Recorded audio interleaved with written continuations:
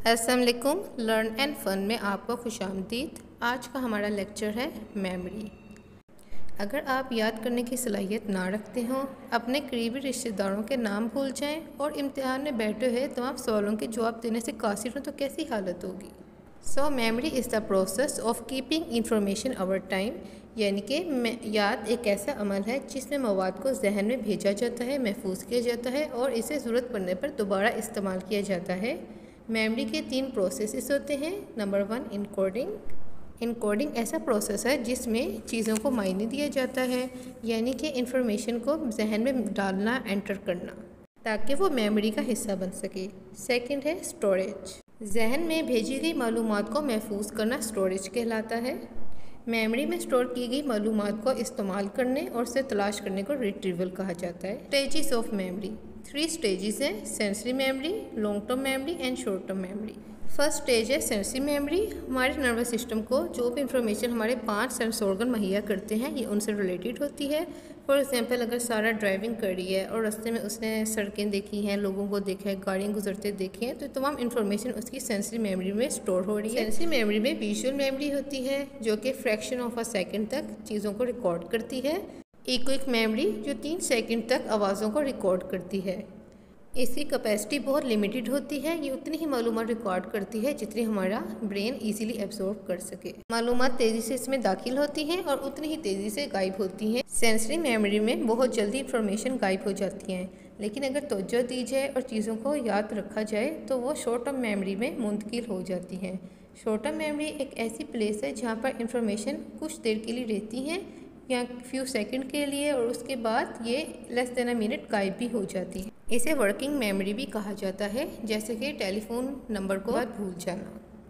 Long term memory की capacity years, days and month तक रहती है। इसकी कैपेसिटी बहुत ज़्यादा होती है और अनलिमिटेड होती है। यहाँ पे चीज़ें आप मुश्किल से भूलते हैं। सर, लॉन्ग टर्म मेमोरी में याद की मालूमात को बाजियाफ्त करने में, यानी कि रिकॉल करने में मसला होता है, लेकिन मालूमात वहीं पर मौजूद होती हैं, बस थोड़ी देर के लिए हमारा जहन उन्हें फरामोश कर चुका होता है।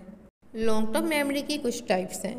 Number 1 procedural memory. Procedural memory ये हमारी स्किल से रिलेटेड होती है, हमारी हैबिट से, जैसे कि कुकिंग करना या बाइसाइकिल राइड। सिमेंटिक मेमोरी, इसका ताल्लुक vocabulary, general knowledge and grammatical rule के साथ होता है, जिसमें हम कॉन्सेप्ट को अपने जहन में महफूज करते हैं। एपिसोडिक मेमोरी, ज़िंदगी में आने वाले वाक़यात मरला ब मरला तसलसल के साथ हमारी मेमोरी में स्टोर होते हैं। ये बिल्कुल कैमरा एंड वीडियो रिकॉर्डिंग की मानित तमाम मेमोरीज़ को जहन में रिकॉर्ड करता है। इसमें हमारी day to day life activities होती हैं, इवेंट्स होते हैं। मेजरमेंट ऑफ मेमोरी, इसके 4 मेथड हैं। सबसे पहला है रिकॉल मेथड। रिकॉल के अंदर आप एक दफ़ा मटेरियल को लर्न कर लेते हैं और उसके बाद कुछ टाइम गैप्स के बाद, लाइक मंथ बाद, वीक बाद, आपसे दोबारा वो मटेरियल पूछा जाता है। आप उसको याद करने की कोशिश करते हैं।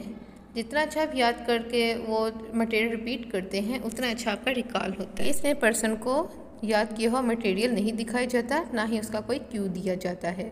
इसकी 2 टाइप्स हैं। फ्री रिकॉल, जिसमें पर्सन जैसे मर्ज़ी तरतीब चेंज करके बयान कर सकता है। सीरियल रिकॉल, जिसके अंदर उसे सेम ऑर्डर में जिस तरीके से लिस्ट या कोई भी मवाद याद किया था वैसे ही रिपीट करना होता है।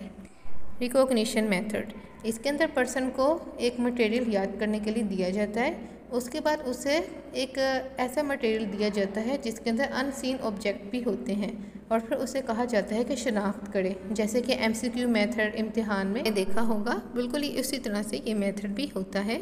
थर्ड है रीअरेंज मेथड। अरेंजमेंट मेथड में पर्सन को एक तरतीब दिखाई जाती है। जब वो ऑर्डर इस तरीके से अरेंजमेंट याद कर लेता है तो उसके बाद वो अरेंजमेंट बदल दी जाती है और नई अरेंजमेंट बनाकर सामने कर दी जाती है, और पर्सन को कहा जाता है कि पुरानी अरेंजमेंट वापस लाए। रीलर्निंग मेथड में पर्सन को कोई मटेरियल याद करने के लिए दिया जाता है और टाइम नोट किया जाता है। उसके बाद 2 हफ्ते बाद या कुछ टाइम बाद उसको दोबारा वो मटेरियल दिया जाता है याद करने के लिए, और दोबारा उसको रिपीट करने को कहा जाता है। उसके बाद टाइम ड्यूरेशन नोट किया जाता है कि पहली दफ़ा लर्निंग में कितना टाइम लगा और दूसरी दफ़ा रिपीट करने में कितना टाइम लगा। फॉरगेटिंग, चीज़ों को याद रखने की सलाहियत ना होने को फॉरगेटिंग कहते हैं, या याद करने में दिक्कत पेश आना। Causes of forgetting.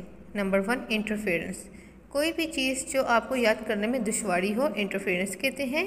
रिट्रोएक्टिव इंटरफेरेंस, इसमें नई मटेरियल या नई लर्निंग आपको याद होती है और पुरानी लर्निंग मदाखलत करती है। प्रोएक्टिव इंटरफेरेंस, इसमें पास्ट लर्निंग मदाखलत करती है न्यू लर्निंग में, यानी कि माजी का आपको काफ़ी अच्छे से याद रहता है और न्यू याद करने में मसला होता है। Number 2, meaningless material. अगर बेमायनी मटेरियल आप याद रखेंगे तो वो भी जल्दी से आपको भूल जाएगा। Number 3, incomplete practice. अगर आप प्रैक्टिस नहीं करेंगे तो वो चीज़ भी आपको जल्दी भूल जाएगी। Number 4, excessive material. बहुत ज़्यादा मवाद भी याद रखने में मुश्किलात होती हैं। Number 5, unorganised material. चीज़ों को जब आप ऑर्गेनाइज नहीं रखते तो भी आप वो चीज़ जल्दी भूल जाते हैं। Number 5, head injury. दिमाग पे कोई चोट लग जाए तो उससे भी आप याददाश्त को सही तरीके से महफूज नहीं कर पाते हैं। Number 6, similarity.